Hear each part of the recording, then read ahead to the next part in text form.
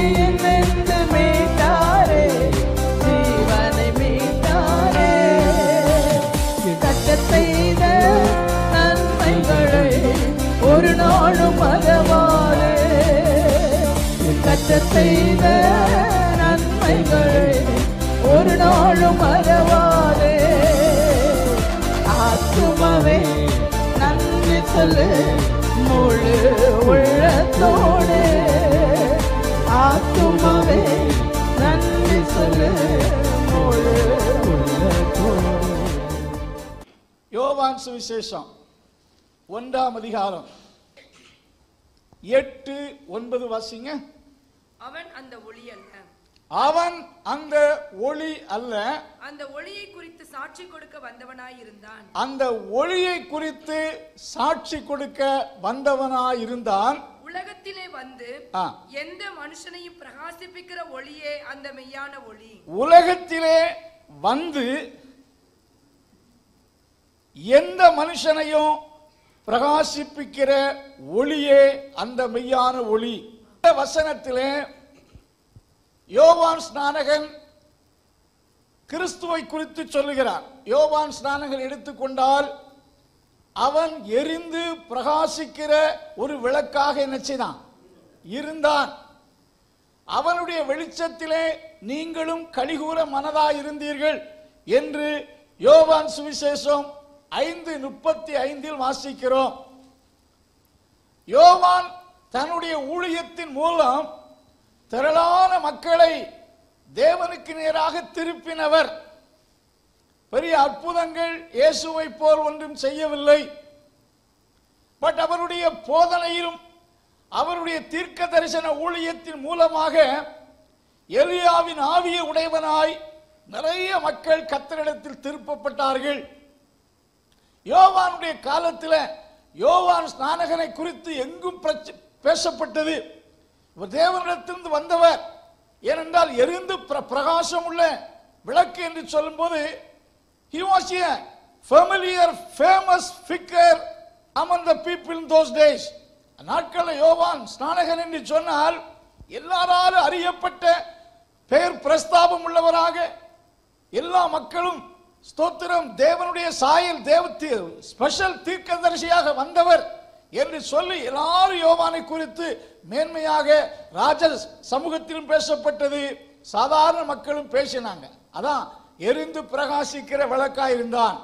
யோவானை குறித்து சொல்லப்பட்டிருக்கிற அவன் அந்த ஒளி அல்ல, அவன் அந்த ஒளி அல்ல. அந்த ஒளியை குறித்து அவனே ஒரு ஒளியாகத்தான் இருந்தான். அவனே ஒரு எரிந்து பிரகாசிக்கிற விளக்காக தான் இருந்தான். மக்களுடைய மனதிலே முக்கிய இடம் பிடித்தவனாயிருந்தான். ஆனால் அவன் சொல்லுகிறான், நான் ஒளி அல்ல. யாரல்ல? I am not the light. நான் ஒளி அல்ல, நான் ஒளியை குறித்து சாட்சி கொடுக்க வந்தேன். ஸ்தோத்திரம். நான் ஒளி அல்ல, அவரே மெய்யான ஒளி. உலகத்திலே வந்த எந்த மனுஷன் பிரகாசிக்கிற மெய்யான ஒளி கிறிஸ்து என்று சொல்லுகிறார். அருமையானவர்களே, யோவான் இயேசுவின் காலத்துக்கு முந்தின நாட்களில் வந்த யோவான் தீர்க்கதரிசி, எல்லா தீர்க்கதரிசிகளோட சிறந்தவர். யோவான் ஸ்நானகன் மட்டுமல்ல, பழைய ஏற்பாட்டிலே அநேகத்தில் ஏசாயா, எரேமியா, எசேக்கியேல், எலியா, எலிசா போன்ற பிரபலமான தீர்க்கதரிசிகள் வந்தார்கள். எல்லோருமே தேவனுடைய ஒளியாகிய கிறிஸ்துவை குறித்து சாட்சி கொடுத்தவர்கள் தான். தேவர் ஸ்தோத்திரம் விட்னஸ், அவர்கள் எல்லாம் ஒளியை குறித்து சாட்சி கொடுத்தவர்கள். அவர்கள் யாரல்ல? ஒளி அல்ல. கிறிஸ்து அப்படிப்பட்டவர் அல்ல. அவர்கள் ஒளியை குறித்து சாட்சி கொடுத்தவர்கள். யோவான் எப்படி இயேசுவை பற்றி சாட்சி கொடுத்தாரோ அதுபோல தங்கள் தீர்க்க தரிசனத்தின் மூலமாய் தேவனை குறித்தும் தேவனுடைய மக்களுக்கு சாட்சியாக கொடுத்தார்கள். அவர்கள் குறிப்பிட்ட காலத்திலே வாழ்ந்து மறைந்து போனார்கள். ஆனால் இயேசு அவர்களில் ஒருவர் அல்ல, அவர் மெய்யான ஒளி. All prophets were the light. விளக்காக இருந்தார்கள். யோவான் ஸ்நானகனை போல ஒளி கொடுத்தார்கள்.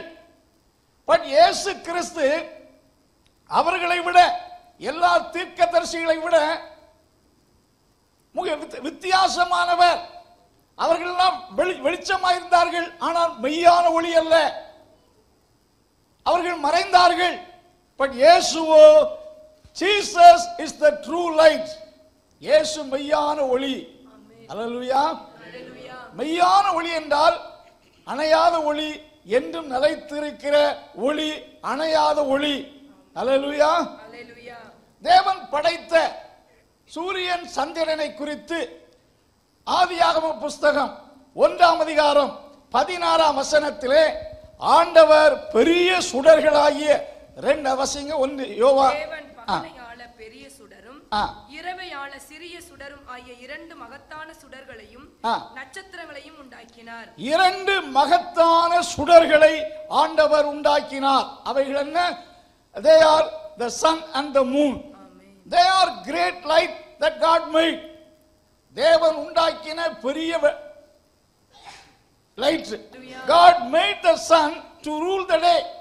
பகலை ஆள சூரியனையும் இரவை ஆள சந்திரனையும் படைத்தார். ஒரு சூரியன் முழு உலகத்துக்கு வெளிச்சம் கொடுக்கிறது என்றால், ஆண்டவர் படைத்த விளக்குகளில் எவ்வளவு பிரகாசமான வெளிச்சம், ஒரு லைட். மத்தேயு சுவிசேஷம் 25ஆம் அதிகாரம் 29ஆம் வசனத்திலே இயேசு குறிப்பிடுகிறார். வாசியுங்கள். அந்நாட்களின் உபத்திரவம் முடிந்தவுடனே சூரியன் அந்தகாரப்படும். சூரியன் என்ன செய்யும்? அந்தகாரப்படும். சந்திரன் ஒளியை கொடாதிருக்கும். சந்திரன் ஒளியை ஒரு நாள் கொடாதிருக்கும். நட்சத்திரங்கள் வானத்தில் இருந்து விழும். Praise God.